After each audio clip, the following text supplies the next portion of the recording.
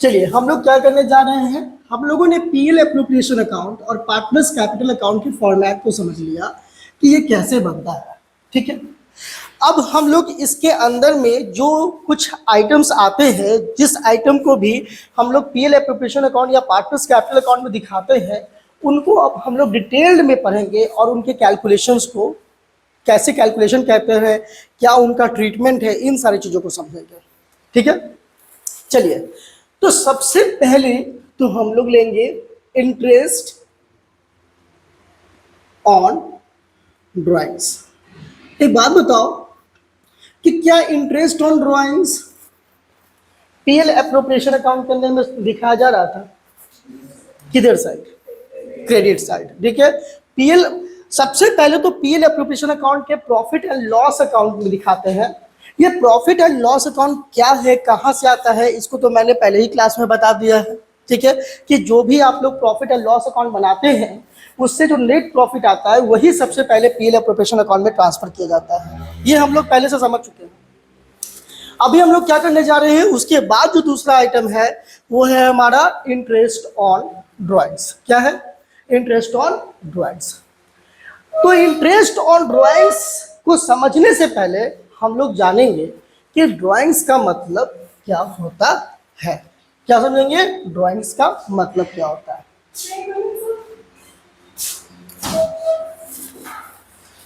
अब जो है ड्राइंग्स का मतलब तो हम लोग पहले से जानते ही है ना। ड्राइंग्स का मतलब क्या हुआ?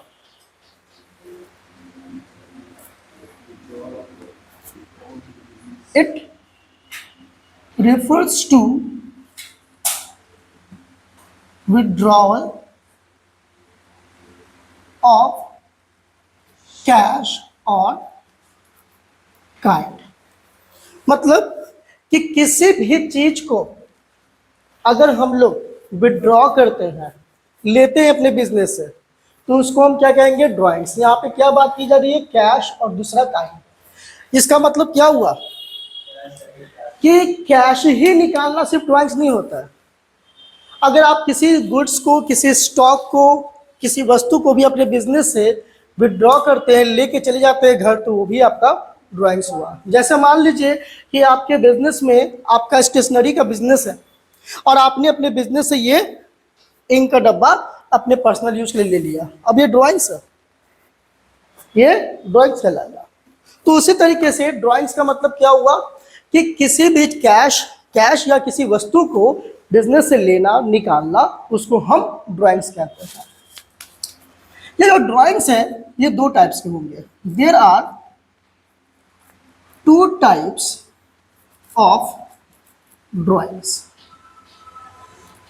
ड्राइंग्स क्या हो गए? दो तरह के। फर्स्ट है ड्राइंग्स अगेंस्ट प्रॉफिट और दूसरा है हमारा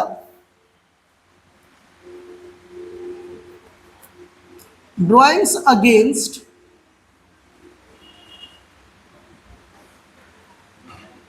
कैपिटल। क्या कह रहा है? ड्राइंग्स अगेंस्ट प्रॉफिट और ड्राइंग्स अगेंस्ट कैपिटल, ये दो तरह के ड्राइंग्स होते हैं। ड्राइंग्स अगेंस्ट प्रॉफिट का मतलब क्या हुआ?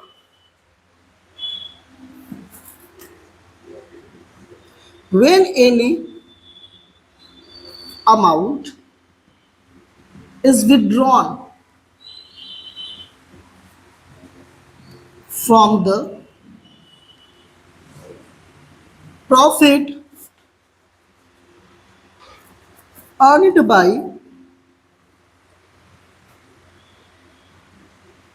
partnership business by partners is called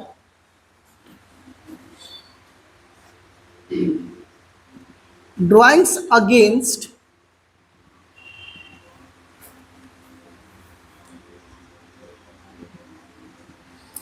profit. यानी कि जब कोई भी अमाउंट हम लोग अपने प्रॉफिट से, यानी पार्टनरशिप बिजनेस के अंदर में क्या होता है? प्रॉफिट होता है, नहीं होता है? तो बोल रहे नहीं। पार्टनरशिप बिजनेस के अंदर में प्रॉफिट तो होता है ना, किसी बिजनेस में होता है, पार्टनरशिप बिजनेस के अंदर होता है।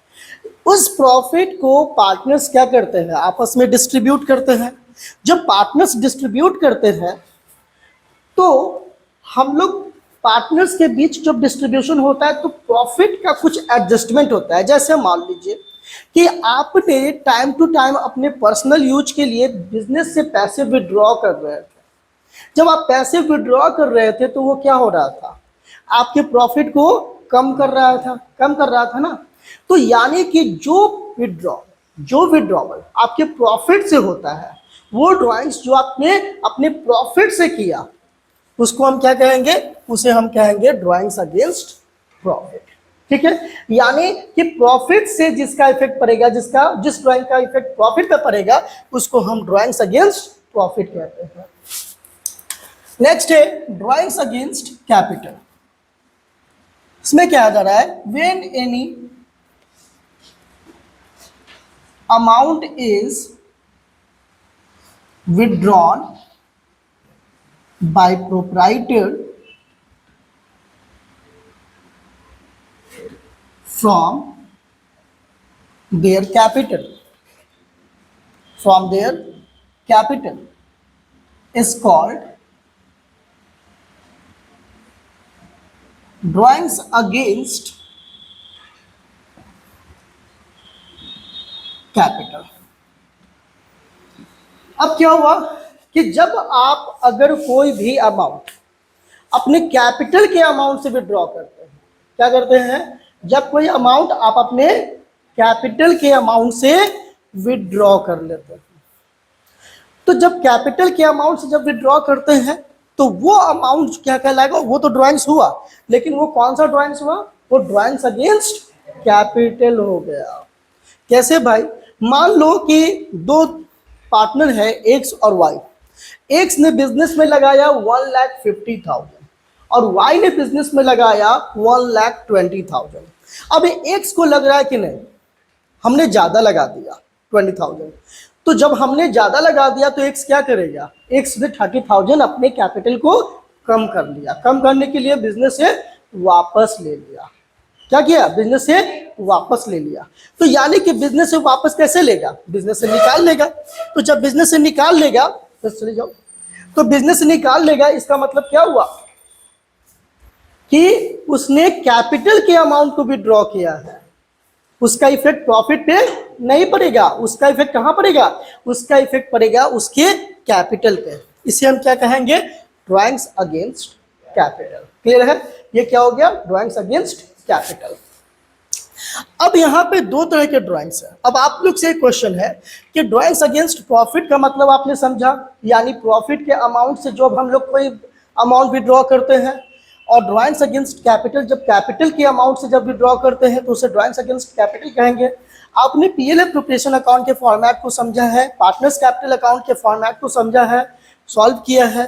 क्या लगता है इन दोनों में से कौन से ड्राइंग्स का यूज पीएल एप्रोप्रिएशन अकाउंट के अंदर में किया गया है या पार्टनर्स कैपिटल अकाउंट के अंदर में किया गया है, कौन सा, ड्राइंग्स अगेंस्ट प्रॉफिट। ठीक है, अब ये ड्राइंग्स अगेंस्ट प्रॉफिट तो आपको बताया जा रहा है कि ये तो हम लोग दिखा ही रहे थे, इंटरेस्ट ऑन ड्राइंग्स के लिए इसका यूज किया गया है, इसका भी यूज किया गया है पीएल एप्रोप्रिएशन अकाउंट के अंदर में। कैसे, तो इंटरेस्ट ऑन कैपिटल जब हम लोग पढ़ेंगे तो इंटरेस्ट ऑन कैपिटल में क्या होगा, जब हम लोग कैपिटल विड्रॉ करेंगे तो इंटरेस्ट कम होगा ना, तो उस समय इसकी आवश्यकता पड़ेगी। फिलहाल हम लोगों ने किस टॉपिक को चुना है डिस्कस करने के लिए, इंटरेस्ट ऑन ड्राइंग्स। ठीक है, अब बात आती है कि ये तो हो गया इंटरेस्ट, ड्राइंग्स अगेंस्ट प्रॉफिट और ड्राइंग्स अगेंस्ट कैपिटल। हमें क्या डिस्कस करना है अभी, drawings against interest on drawings. Interest on drawings क्या होता है भाई, तो कह रहा है कि interest on drawings is an amount charged on an amount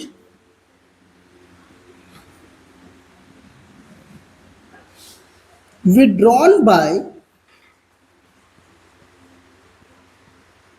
proprietor of the business for their personal use. ठीक है, कैसे डिफाइन करेंगे इंटरेस्ट ऑन ड्राइंग्स को? तो कह रहा है कि interest on drawings is an amount charged on an amount withdrawn bye proprietor of the business for their personal use at the fixed rate of interest. ठीक है, यानी कि इंटरेस्ट ऑन ड्राइंग्स वो अमाउंट है जो बिजनेस के proprietor के द्वारा पर्सनल यूज के लिए निकाले गए अमाउंट पर एक फिक्स रेट से चार्ज किया जाता है। क्या बोला जा रहा है? इंटरेस्ट ऑन ड्राइंग्स क्या है? इंटरेस्ट ऑन ड्राइंग्स वो अमाउंट है जो कि बिजनेस के प्रोप्राइटर के द्वारा पर्सनल यूज के लिए निकाले गए अमाउंट पर एक फिक्स रेट से चार्ज किया जाता है। उसे हम क्या कहेंगे? उसे हम इंटरेस्ट ऑन ड्राइंग्स कहेंगे। क्लियर है? इंटरेस्ट ऑन ड्राइंग्स किसी को भी समझने में प्रॉब्लम नहीं है। इंटरेस्ट ऑन ड्राइंग्स क्या कहा जा रहा है? So interest on drawings is an amount, ये एक अमाउंट है जो कि बिजनेस के प्रोप्राइटर के द्वारा निकाले गए अमाउंट पे, ड्राइंग्स पे एक फिक्स रेट से चार्ज किया जाता है। इसे हम इंटरेस्ट ऑन ड्राइंग्स कहेंगे इन सिंपल वर्ड्स। हम इसको सिंपल वर्ड्स में कैसे कह सकते हैं? तो पर्सनल ड्राइंग्स पे लगे हुए इंटरेस्ट को इंटरेस्ट ऑन ड्राइंग्स कहेंगे। पर्सनल ड्राइंग्स पे जो लगे हुए इंटरेस्ट है उसे हम क्या कहेंगे? Interest on drawings. क्लियर है? अब देखिए, इंटरेस्ट ऑन ड्राइंग्स जो है इसका बड़ा ही एक सिंपल फॉर्मूला है। Interest on drawings is equal to amount of drawings into rate by 100 into average month by 12। ये फॉर्मूला है। क्या है भाई? Interest on drawings is equal to amount of drawings, यानी कि जितना अमाउंट वो विड्रॉ करेगा वो अमाउंट, इनटू रेट बाय 100, जितना रेट दिया होगा क्वेश्चन में, जो डिसाइडेड होगा वो रेट यूज करेंगे, एंड एवरेज मंथ बाय 12। अब ये एवरेज मंथ कैसे कैलकुलेट होगा इसके बारे में अभी हम लोग पढ़ेंगे। ठीक है, अगर हम लोग इंटरेस्ट ऑन ड्राइंग्स की बात कर लिए हो तो अब एक मन में क्वेश्चन आ रहा होगा कि सर इस ड्राइंग्स पे अगर इंटरेस्ट चार्ज होता है तो उसे हम कैसे बोलेंगे, उसको हम क्या कहेंगे? सो इसे हम कहेंगे इंटरेस्ट ऑन विड्रॉल्स। क्या कहेंगे? Interest on withdrawals. ठीक है, क्या है भाई? तो कह रहा है it refers to the interest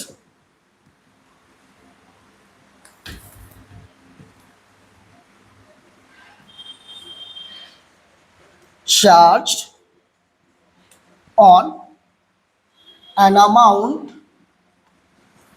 of capital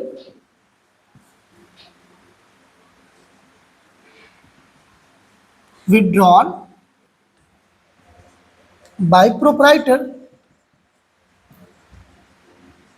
यानी प्रोप्राइटर के द्वारा जो कैपिटल का अमाउंट होता है, जो प्रोप्राइटर के द्वारा अमाउंट, जो कैपिटल का अमाउंट जिसे वो विड्रॉ कर रहा है, उस पे लगा हुआ इंटरेस्ट को हम क्या कहेंगे? उस पे लगे हुए इंटरेस्ट को हम कहेंगे इंटरेस्ट ऑन विड्रॉवल्स। यानी कि अगर कैपिटल को, अगर ड्राइंग्स अगेंस्ट कैपिटल है तो वो क्या कहलाएगा? हमारा इंटरेस्ट ऑन विड्रॉवल्स, उस पे लगे हुए इंटरेस्ट को। और अगर ड्राइंग्स अगेंस्ट प्रॉफिट है तो उस पे हम क्या यूज करेंगे? Interest on drawings. दोनों में इसका तो फॉर्मूला देख लिए हम लोग। इसकी क्या फॉर्मूला होती है? तो इसके लिए हम लोग जस्ट यूज करेंगे interest on withdrawals equal to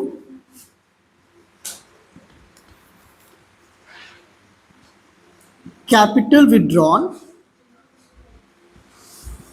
into rate by 100 into month by 12। और मंथ में क्या यूज करेंगे, मंथ के साथ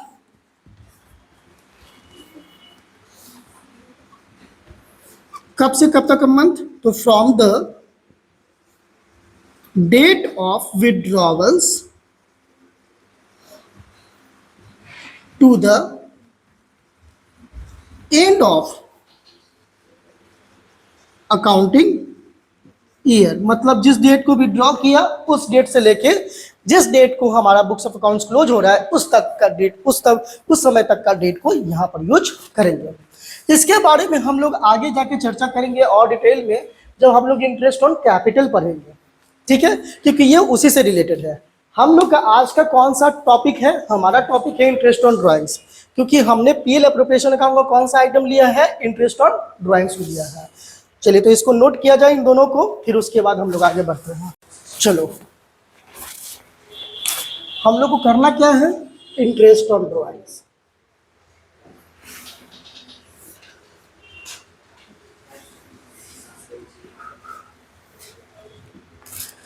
अब हम लोग ये तो जान गए कि इंटरेस्ट ऑन ड्राइंग्स क्या होता है, ठीक है, ड्राइंग्स क्या होता है, टाइप्स क्या है, ये समझ लीजिए।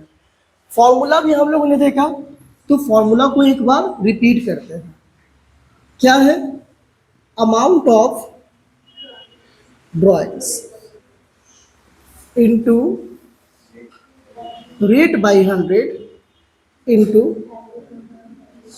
Average month by 12, right. अब यहाँ पे अमाउंट ऑफ ड्राइंग्स क्या है, ये कैसे पता चलेगा कि अमाउंट ऑफ ड्राइंग्स कितना है, क्या है। जब आप क्वेश्चन बनाएंगे तो क्वेश्चंस के अंदर में लिखा हुआ रहेगा, या फिर आपने देखा भी होगा कि लिखा रहता है x withdraw ₹12,000 per month, 500 per month, 10,000 during the year. ये क्या है, इसका मतलब ये क्या दिखा रहा है आपको, ये बता रहा है कि अमाउंट ऑफ ड्राइंग्स कितना है, एक नंबर, ठीक है। दूसरा, यानी कि ये तो क्वेश्चन में दिया रहेगा, रेट, कितने रेट पे इंटरेस्ट चार्ज किया जाएगा, ये भी क्वेश्चन में रहेगा दिया हुआ, ठीक है। और अगर क्वेश्चन में रेट ऑफ ड्राइंग्स के बारे में कोई जिक्र नहीं है, इसका मतलब ये समझना है कि पार्टनरशिप डीड के अंदर में इंटरेस्ट ऑन ड्राइंग्स के लिए कोई प्रोविजन नहीं है। Okay, next, average month. अब एवरेज मंथ क्या है, ये क्वेश्चन में नहीं दिया रहेगा। एवरेज मंथ आपको कैलकुलेट करना होगा सिचुएशन के हिसाब से। कैसे, तो वो देखिए, कैलकुलेशन ऑफ एवरेज मंथ कैसे कैलकुलेट होगा, तो देखो, first, when a fixed amount is withdrawn in the beginning of every month। क्या बोला जा रहा है कि a fixed amount is withdrawn in the beginning of every month। ध्यान दीजिएगा, अमाउंट क्या होना चाहिए, फिक्स्ड होना चाहिए, और विड्रॉ कब होना चाहिए, बिगिनिंग ऑफ एवरी मंथ, यानी हर महीने की शुरुआत में। हर महीने की शुरुआत कहने का मतलब क्या हो गया, जैसे जनवरी 1 तारीख को, फरवरी 1 तारीख को, फिर मार्च 1 तारीख को, अप्रैल 1 तारीख को, इस तरह से जो है हर महीने के शुरुआत में ही विड्रॉ कर लिया जाए।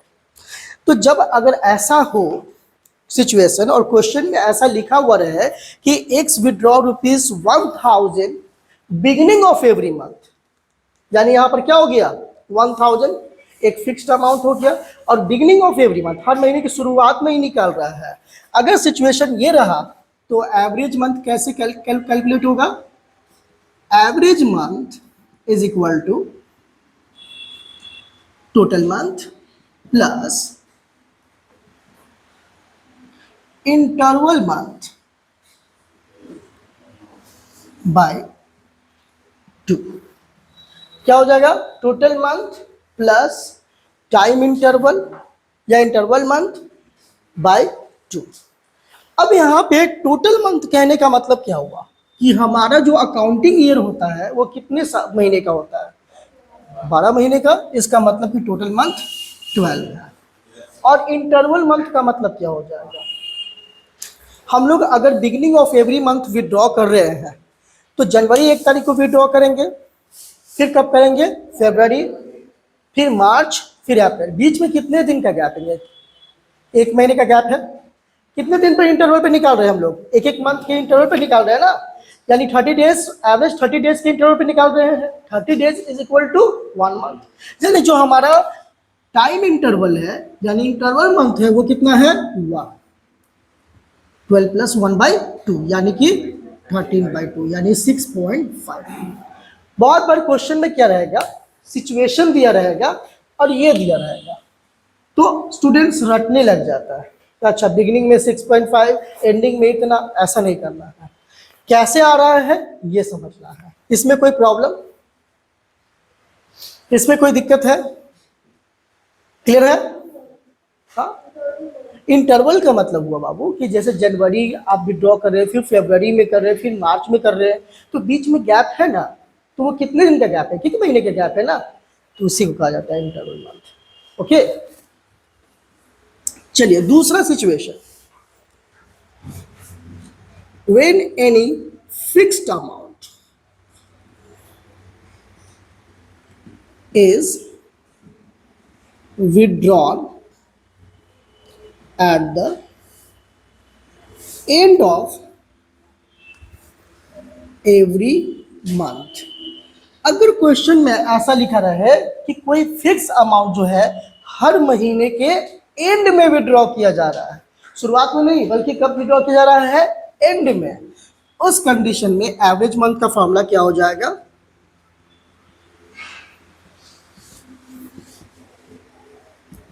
Total month plus minus interval month by 2। ठीक है, total month minus interval month by 2। Total month हमारा क्या हो जाएगा, 12।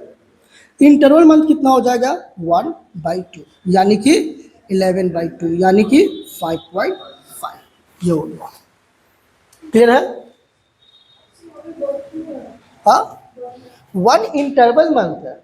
अभी हमने बताया ना कि जो जितने दिन का गैप होता है तो बीच में एक एक महीने के इंटरवल है ना, टाइम इंटरवल कितना है, कितने समय पे आप निकाल रहे हो। अगर जनवरी 1 तारीख को निकालोगे तो फिर कितने दिन के, फिर कब निकाल रहे हो, फरवरी 1 तारीख को निकाल रहे हो, तो बीच में कितने दिन का गैप हुआ, 1 महीने का। वही एक यहाँ पे यूज करना है, क्लियर है, क्लियर है। चलिए next, third,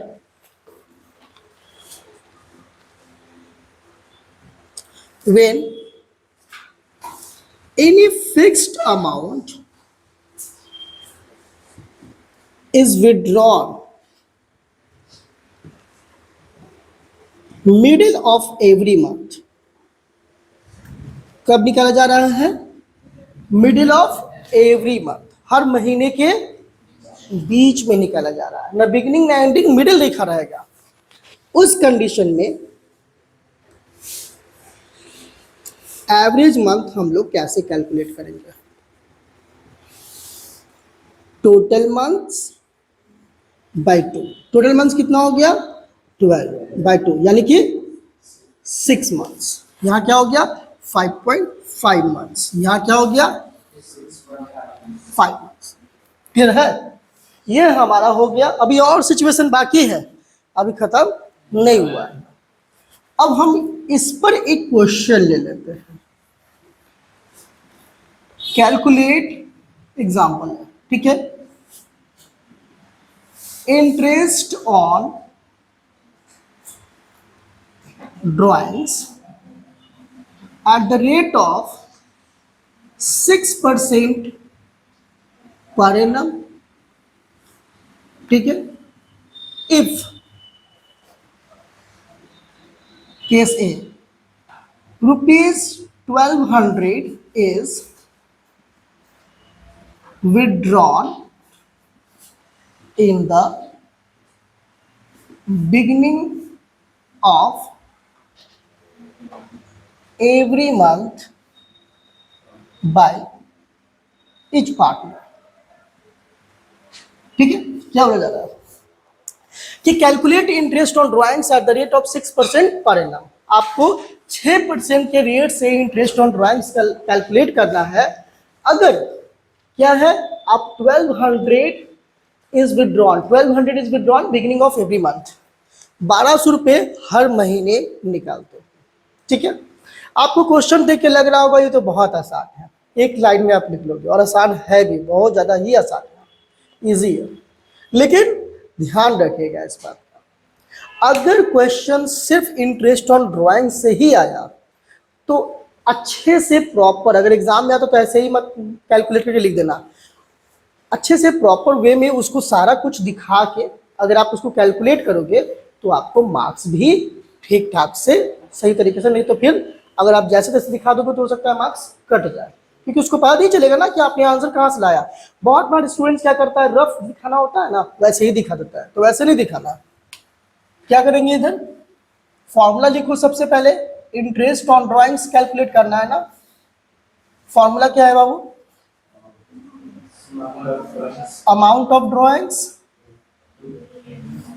into rate in by 100 into month by 12। Okay, अब हमें क्या चाहिए, देखो जरा सा, अमाउंट ऑफ ड्राइंग्स कितना है, 1200 पर मंथ, 1200 पर मंथ। तो हम लोग क्या करेंगे, इसको पर मंथ इसलिए 12 से मल्टीप्लाई कर देंगे, 14,400, राइट। ठीक है, एक साल में कितना विड्रॉ किया, 14,400। दूसरा क्या चाहिए हमें, रेट, रेट कितना है, तो रेट है 6% पर एनम। उसके बाद क्या चाहिए हमें, एवरेज मंथ। एवरेज मंथ के लिए मैंने क्या बताया, total month, beginning of every month है ना, तो फॉर्मूला क्या हो जाएगा, total month plus interval month by 2। Total month कितना है 12, इंटरवल मंथ 1/2, यानी कि 6.5। अब हमें जो जो चाहिए मिल गया, मिल गया ना, तो अब हम लोग क्या कर सकते हैं, फॉर्मूला यूज कर सकते हैं। कितना हो गया 14,400, रेट कितना हो गया 6/200 इंटू, बोलो, यानी 6.5/12। ठीक है, इसको अब काटपुट कर देते हैं हम लोग, यहाँ से हटा दो, 0 आ गया। अब 1 2 3, 1 2, और इसको काट दो, चलो 2 ही काटते हैं, और बात बताओ इसको डिडक्ट करके कितना आएगा आंसर, जल्दी से।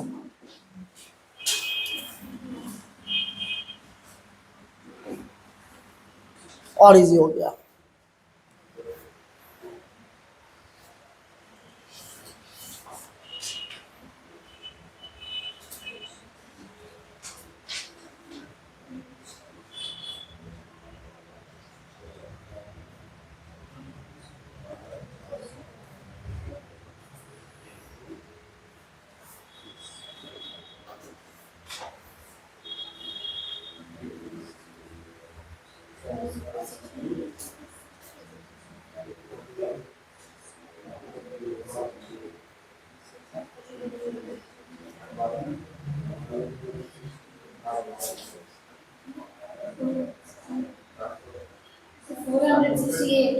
फोर हंड्रेड 68 पक्का, 468, ये क्या निकल गया, ये हमारा आंसर आ गया इंटरेस्ट ऑन ड्राइंग्स का।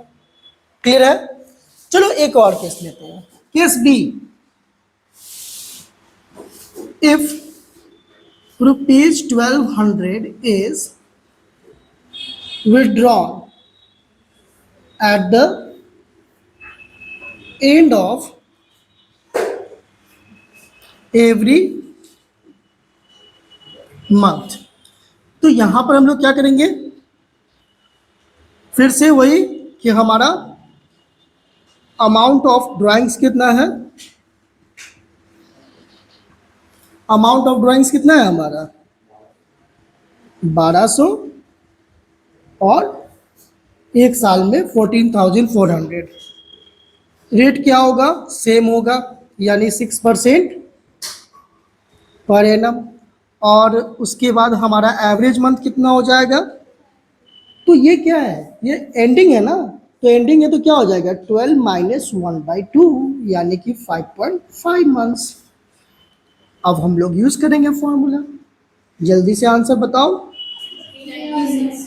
396।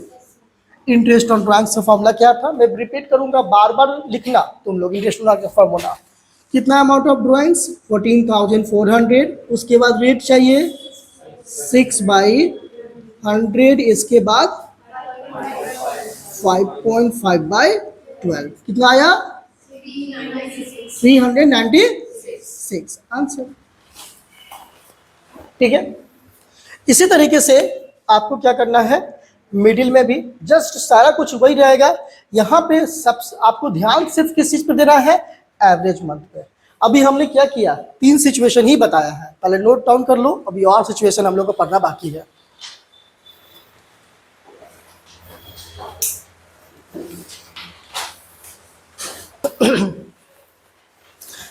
ये हमारा इंटरेस्ट ऑन ड्राइंग से कैलकुलेशन हो गया। 3 सिचुएशन, पहला बिगिनिंग, दूसरा एंडिंग, तीसरा क्या है मिडिल ऑफ द ईयर। ठीक है, अब जो है और भी सिचुएशन है। कभी कभी क्वेश्चन में क्या लिखा रहेगा, बिगिनिंग ऑफ एवरी मंथ की जगह पर बिगिनिंग ऑफ एवरी क्वार्टर, क्या हो जाएगा बिगिनिंग ऑफ एवरी क्वार्टर, या फिर एंड ऑफ एवरी क्वार्टर और मिडिल ऑफ एवरी क्वार्टर। अगर ये आ जाएगा तो क्या करेंगे, ध्यान से समझेंगे, लिखना बंद कर दीजिए, पहले समझ लीजिए। Beginning of every quarter, ending of every quarter, middle of every quarter का मतलब क्या होता है, तो क्वार्टरली का मतलब क्या होता है, क्वार्टरली यानी क्वार्टरली का मतलब क्या होता है, हाफ से भी आधा। एक साल में कितने दिन होते हैं, सॉरी कितने महीने होते हैं, 12 मंथ्स होते हैं। हाफ ईयरली में कितना हो जाएगा, और उससे फिर बाद क्वार्टरली में कितना हो जाएगा। ठीक है, यानी कि अगर आप जरा सोचो कि आप अगर स्कूल जाते हो और फी क्वार्टरली पे करोगे तो कितनी बार पे करोगे, 4 टाइम्स करोगे ना। तो जब आप लोग यहाँ पे ये फॉर्मूला का यूज कर रहे हो अमाउंट ऑफ ड्राइंग्स के लिए, तो अगर क्वेश्चन में देता है कि 1200 बिगिनिंग ऑफ एवरी क्वार्टर, इसका मतलब कि आप कितनी बार पे करोगे, 4 बार पे कर रहे हो। तो जो भी अमाउंट होगा, suppose 1200 beginning of every quarter कह रहा है, तो इसको 4 से मल्टीप्लाई करना है। ठीक है, कितने, 4 से, यानी कि आप कितना पे कर रहे हो, 4800 रुपया विड्रॉ कर रहे हो।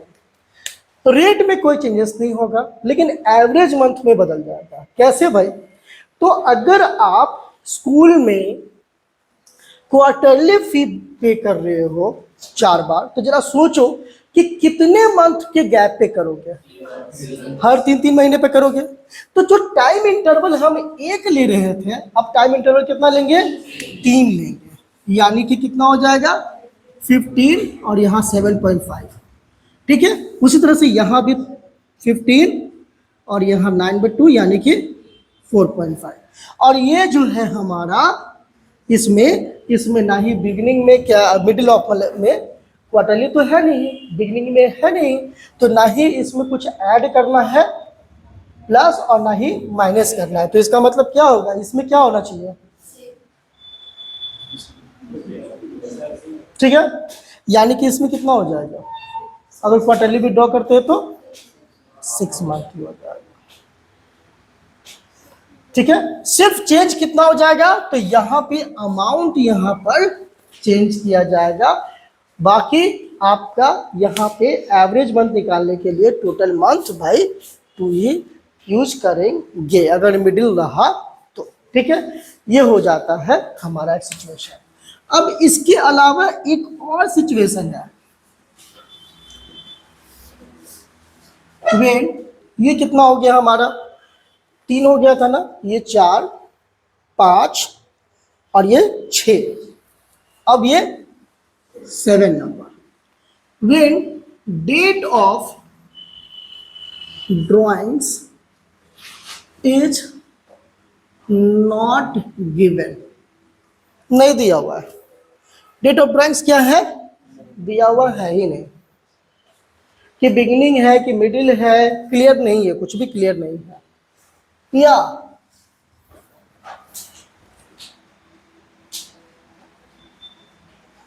Amount is withdrawn during the current year, यानी कि साल में एक ही बार निकाल लिया, साल में एक ही बार निकाल लिया। जैसे क्वेश्चन दिया गया होगा आप लोग को, तो आप देखे होंगे कि लिखा हुआ मिलता है कि when amount is withdrawn ₹10,000 during the current year. कुछ नहीं दिया हुआ यहाँ, बिगिनिंग है कि एंडिंग है कि मिडिल है। या फिर व्हेन अमाउंट इज विड्रॉन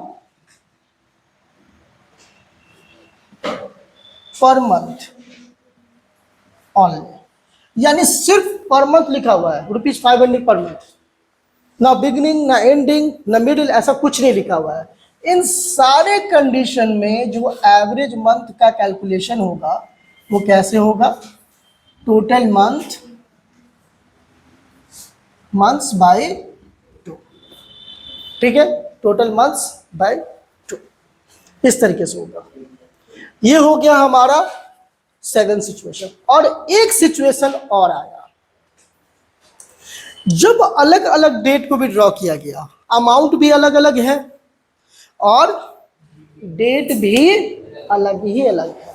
जैसे कभी बिगनिंग में निकाल लिया इस महीने में, अगले महीने में एंडिंग में निकाल लिया, उसके अगले महीने में मिडिल में निकाल लिया, कभी 1200 रुपये निकाल लिया, कभी 5000 निकाल लिया, कभी 1000 रुपये निकाल लिया। इस तरह से कोई भी ना ही अमाउंट फिक्स है और ना ही डेट ऑफ ड्राइंग्स फिक्स है। तो उस कंडीशन में हम दूसरे मेथड का यूज करते हैं जिसका नाम है प्रोडक्ट मेथड। कैसे? देखो मैं बता देता हूं, लेकिन क्वेश्चन इस पर नेक्स्ट क्लास में डिस्कस करेंगे। नेक्स्ट है when different date, when different amounts is withdrawn, amounts are withdrawn in the different date। जब अलग अलग अमाउंट अलग अलग डेट को विड्रॉ किया जाता है, तो इसके लिए स्पेशली हम लोग इंटरेस्ट ऑन ड्राइंग्स का जो फॉर्मूला यूज करेंगे वो क्या करेंगे? देखो, टोटल प्रोडक्ट क्या लिखेंगे? Total product into rate by 100 और यहाँ पे 1/12 आपका यूज किया जाएगा हमेशा, ठीक है। अब है कि ये तो चलो U1 यूज करना है, इसमें हमें क्या करना है? रेट दिया हुआ है, लेकिन टोटल प्रोडक्ट कहाँ से आएगा? कैलकुलेशन ऑफ टोटल प्रोडक्ट, कैसे कैलकुलेट करेंगे टोटल प्रोडक्ट को, ये देखते हैं हम लोग, ठीक है। तो सबसे पहले हम क्या लिखेंगे?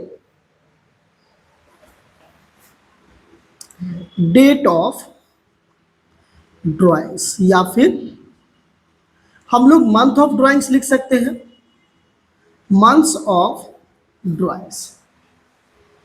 क्या लिखेंगे? मंथ ऑफ ड्राइंग्स, किस मंथ में हम विड्रॉ कर रहे हैं। उसके बाद हम लोग लिखेंगे अमाउंट ऑफ ड्राइंग्स, ठीक है। या इसको पहले या इसको बाद में भी लिखेंगे तो कोई दिक्कत नहीं है। अगर इसको हम लिख देते हैं अमाउंट ऑफ ड्राइंग्स और यहाँ पे मंथ ऑफ ड्राइंग्स लिखेंगे, कोई दिक्कत नहीं, ठीक है। मंथ, अब मंथ में किस मंथ में कर रहे हैं वो नहीं देख रहा है, ठीक है। यहाँ पर हमने तो ये लिख दिया amount of drawings, month of drawings, किस डेट को निकाल रहे हैं, इसके आगे इसके पीछे होने से कोई भी दिक्कत नहीं है, ठीक है। लेकिन कोशिश कीजिएगा डेट ऑफ ड्राइंग्स पहले लिख दे, फिर उसके बाद मंथ ऑफ ड्राइंग्स लिख दे, और फिर उसके बाद लिखेंगे months left after last drawings. इसको मैं आराम से नेक्स्ट क्लास में अच्छे से बताना चाहूंगा, क्योंकि थोड़ा सा अलग है इन सब से, लेकिन हल्का फुल्का मैं बता देता हूं। उसके बाद हमारा होगा प्रोडक्ट, ठीक है। उसके बाद क्या होगा? प्रोडक्ट, ठीक है। जैसे मान लो कि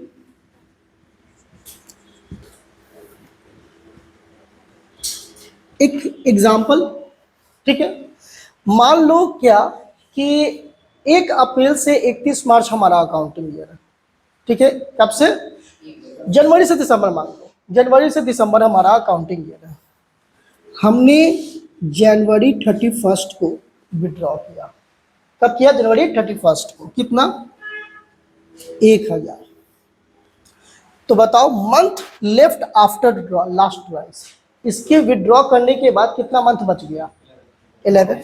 यहाँ 11 लिख देंगे, ठीक है। यहां पर क्या यूज करना है? प्रोडक्ट, यानी कि इन दोनों का मल्टीप्लीकेशन। 11, समझ में आया? अब दूसरा देखो, मान लो कि मार्च जनवरी 31 है ना, तो जनवरी 31 के बाद कितने मंथ बच गया? अगर जनवरी से दिसंबर हमारा काउंटिंग ईयर है, तो जनवरी 31 को निकाला, मतलब जनवरी तो खत्म हो गया, 31 जनवरी को निकाल रहे हैं, तो बचा कितना महीना? फरवरी मार्च, है ना, तो वही 11 मंथ। मान लो कि 1 फरवरी को विड्रॉ कर रहे हैं। कब किया हमने? 1 फरवरी को। मान लो 1000 विड्रॉ कर रहे हैं, ठीक है। अब जरा सा बताना कितना मंथ बच गया? 11 ही बचेगा। क्यों? क्योंकि 1 फरवरी को निकाल रहे हैं, तो फरवरी तो पूरा बचा हुआ है, 11 मंथ्स। फिर से मल्टीप्लाई कर देंगे 11,000। इस बार हम लोग क्या कर रहे हैं?